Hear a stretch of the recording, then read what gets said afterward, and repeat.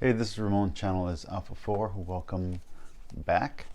Today we are going to be talking about Soren Kierkegaard, Fear and Trembling. This book is very short. You can get through it in one afternoon. But if you do that, you're doing yourself and this book and its topic a disservice. I would spend a month reading this. In fact, as soon as I finished it, I wanted to go back and reread it immediately. In fact, I wasn't even done yet. I hadn't even gotten to the epilogue, and I wanted to reread this. This book is intense. It is interesting. It is heretical. It is blasphemous. It is interesting. Is it philosophical? I'm not really sure. I'm not sure if this is philosophy. I think this transcends philosophy. It's an argument in the writer's mind. First off, it says by Soren Kierkegaard. That's not actually who wrote this, although it is. It's actually written by a pseudonym of Kierkegaard. The author that this was published under was Johannes de Silentio, John of the Silence, the Silent John. It's actually inspired me to do another video, which I don't know when I'm ever going to get to it because it's going to take some research, but I want to go through the interpretations of the Abrahamic journey, specifically the Binding of Issac. I would like to go through them, not just the Christian and the Jewish and the Islamic version of the story. Islamic version is the most different, although it's the one that most Jewish people seem to at least appreciate more than the Christian version. And the Christian version actually has an interpretation by Peter in the letter to the Hebrews. So in the Bible itself, it reinterprets the story as being a typology of Christ, and that's something that I've actually got into arguments with atheists. Atheists don't really seem to understand typology or parables. Let's talk about fear and trembling. So you could, with a very quick glance and not paying attention, think that this entire book is just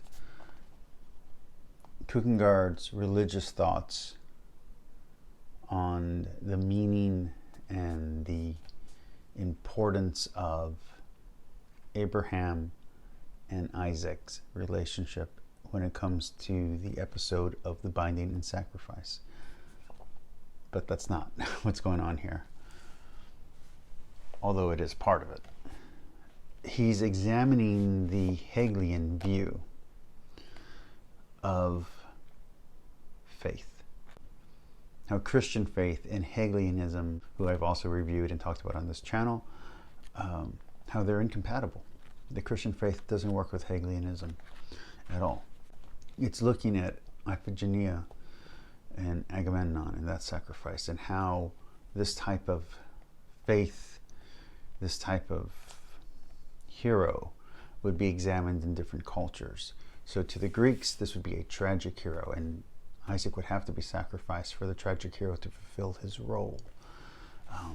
It's also talking about living in the ethical, or living in the actual, or living in faith, and what those different types of situations are. Whether you're going to be practical and live on the bench and never take a side, if you're going to be a knight, if you're going to be a knight of faith, or if you're going to be a knight who's resigned to his duty. And that's part of what's being thought out here, although it's not as well stated as it could be, which is that the Jewish idea of obedience and merit is part of the story. So even if you're Kierkegaard and you're trying not to go into the Jewish version of the story, those themes are still in there. But so is the Christian idea of faith and mercy and forgiveness. That's also there. So how do you reconcile those two different versions? And what's missing from our interpretations, what's missing from Kierkegaard's interpretation, is the Islamic interpretation. What it takes to prove yourself to God. These kind of absolutes about submission. That's missing in the Christian and Jewish interpretation. And why is it missing? He doesn't get into that, but it's part of the argument, it's part of the conversation.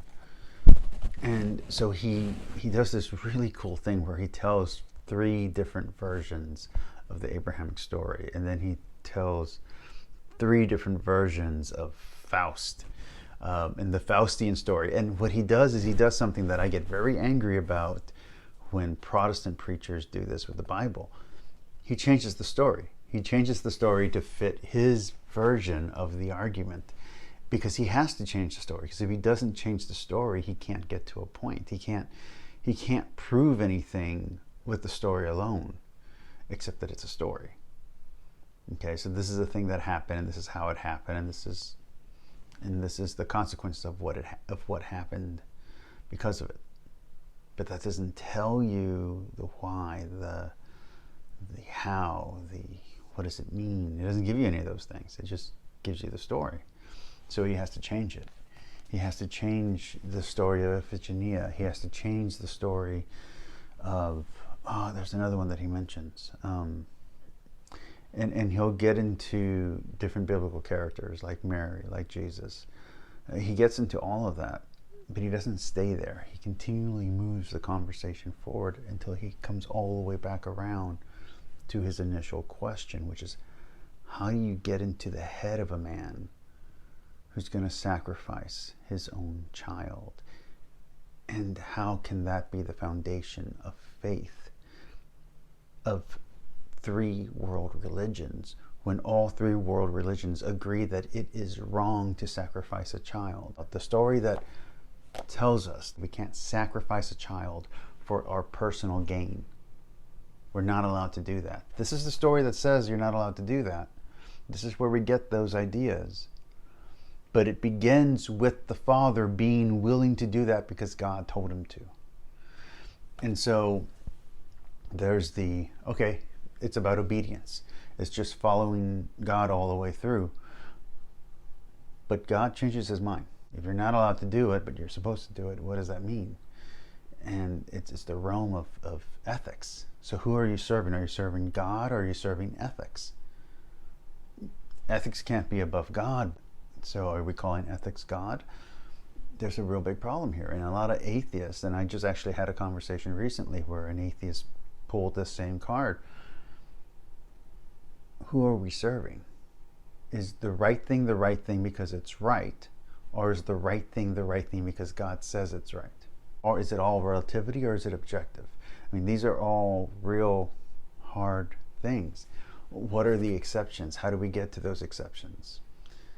So murder can't be wrong because soldiers have to murder. If they didn't kill the other soldier, they wouldn't be doing their duty.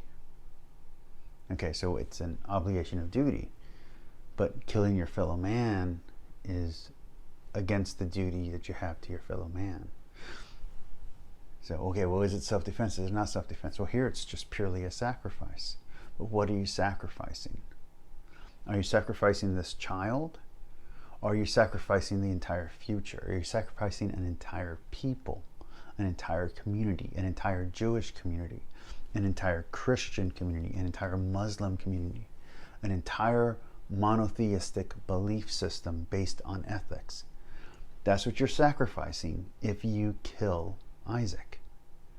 And God is saying you have to be willing to kill this. You have to be willing to kill this entire future potential of monotheistic ethical religion. You have to be willing to sacrifice this community of Jewish people, of Christian people, of Muslim people. They all have to, that whole thing has to stop. You have to be willing to sacrifice all of that if you want to serve me. But if you serve me, all those things come to pass. When you get all the way back around, when you realize that Abraham has been silent, then he speaks. And what does he say? He says, God will provide a lamb. God will provide the sacrifice. If he didn't say this, then this story is an absurdity. It's a farce. It's a comedy. It's a tragedy. It's a million other different fables. The Hero of a Thousand Faces. It's a million different, or 1,000 different, or 100 different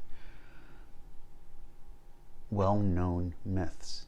So what takes this story beyond myth into reality is these 3 absurd words: God will provide.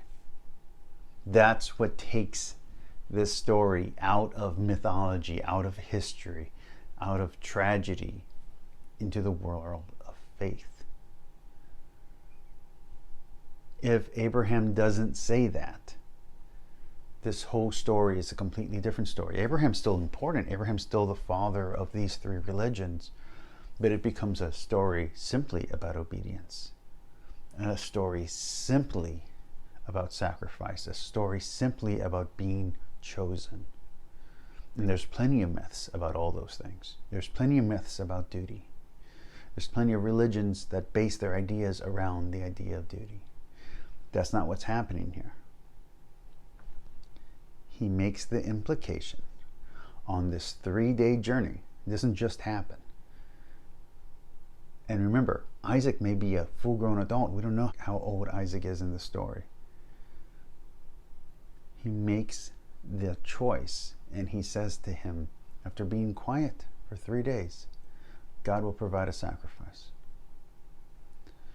And he pulls them up, and God provides a sacrifice. After 3 days of that anxiety, 3 days of anxiety. And you're supposed to, if you have faith, if you're really wrestling with these ideas like you're supposed to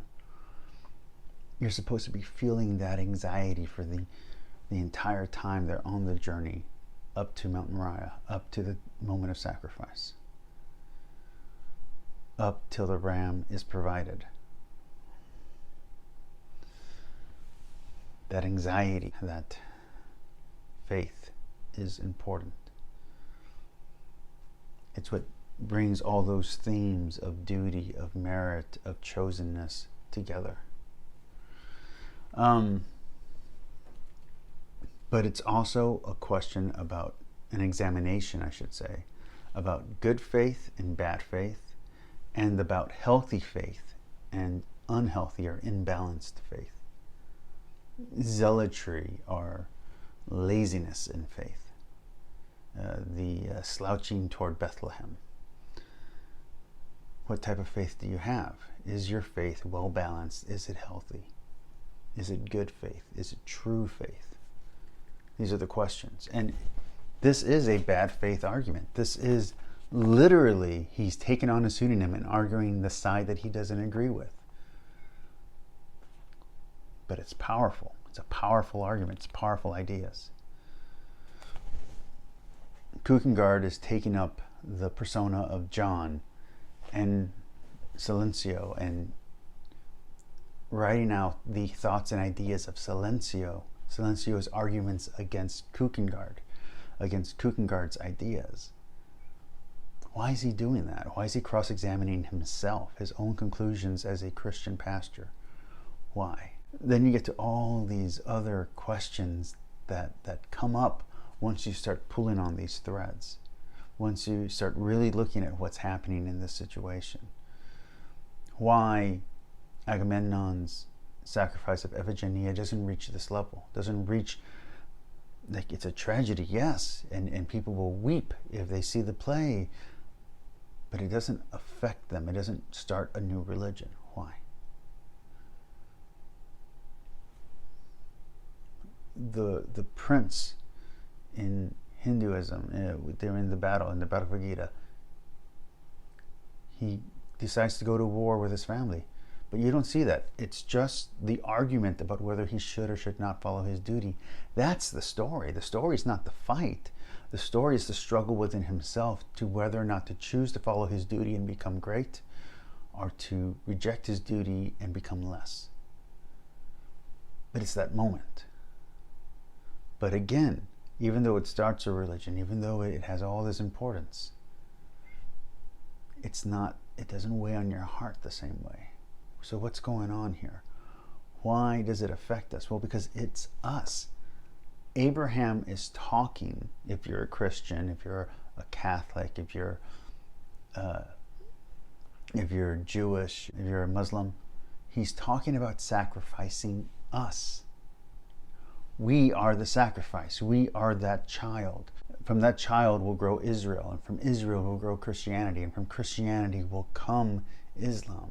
So if you take away that, if you sacrifice, whether you think it's Ishmael or Isaac, if you sacrifice that child, you have sacrificed us.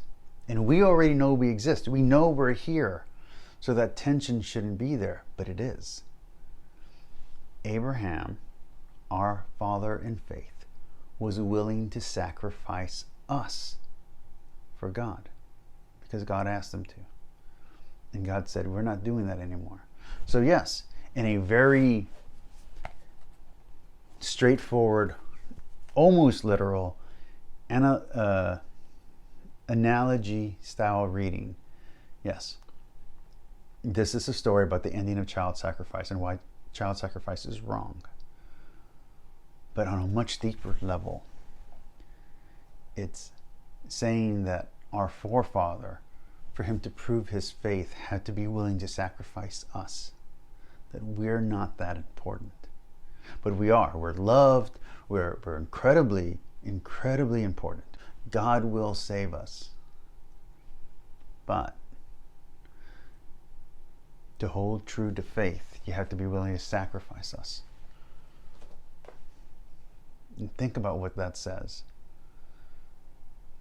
Think about what you have to be willing to sacrifice to be able to gain. You want to gain Isaac, you have to be willing to sacrifice him. That's something. That's powerful. So, yes, it's about personal growth. Yes, it's about culture and civilization. Yes, it's about the ending of child sacrifice in the ancient cultures. Yes, it's about all those things. But it's about so much more, and it's so much more powerful. So when atheists try to dismiss this story, they're missing so much. You don't have to be a Christian to read Kierkegaard. You don't have to be a Christian to see the power in Fear and Trembling. This is an amazing story. This is an amazing book of philosophy, and I do recommend you read it. I do recommend you read this examination, and then go back and read those passages in the Bible, and think about if you were Abraham for those 3 days, from the moment you hear the words to the moment that you have to do it, to the relief afterwards, to the years afterwards when you're looking at your son, that he knows that you were willing to do this thing, that you know you were willing to do this thing, and yet you love them. You know, people call it ugly for all the wrong reasons, and people call it beauty maybe for the wrong reasons too. Maybe it's beautiful for a reason we haven't even thought of. And maybe it's not ugly, but it's terrible. It's awe-inspiring. Fear and Trembling by Soren Kierkegaard. Please read this if you haven't. And I'd like to thank you all for watching. Please like and subscribe. This was very powerful, and I learned a lot from reading this examination of this single passage of this single episode in the Bible. Please like and subscribe. Talk to you all later.